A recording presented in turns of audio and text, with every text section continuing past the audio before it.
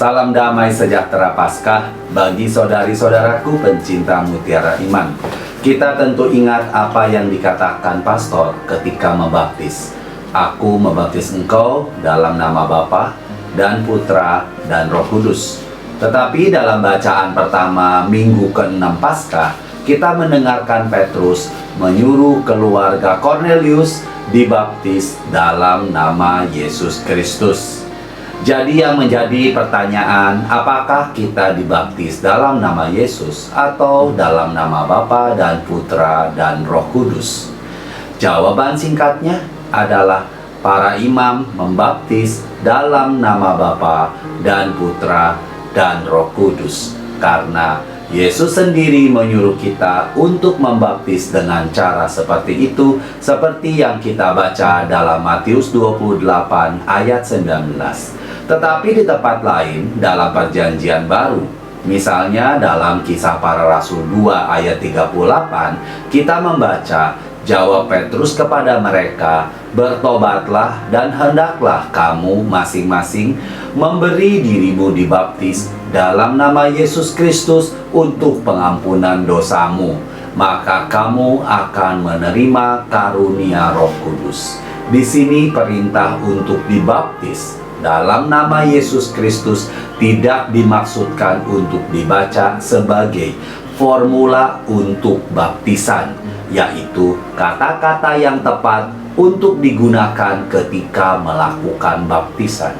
Sebaliknya, Petrus mengartikan dalam nama Yesus Kristus dalam arti bahwa dia mengacu pada otoritas Yesus. Penggunaan nama dalam arti otoritas jelas di bagian lain. Kisah Para Rasul 4 ayat 7-10. Lalu Petrus dan Yohanes dihadapkan dalam sidang itu dan mulai diperiksa dengan pertanyaan ini. Dengan kuasa manakah atau dalam nama siapakah kamu bertindak demikian itu?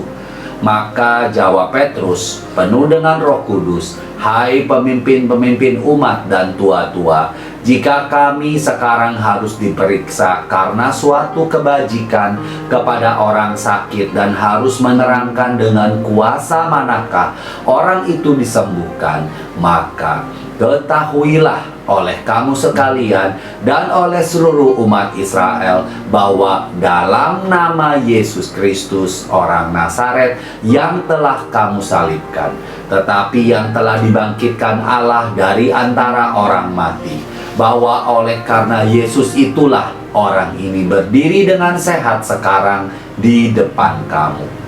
Penggunaan lain dari nama ditemukan dalam Kisah Para Rasul 19 ayat 5, di mana kita membaca, ketika mereka mendengar hal itu, mereka memberi diri mereka dibaptis dalam nama Tuhan Yesus.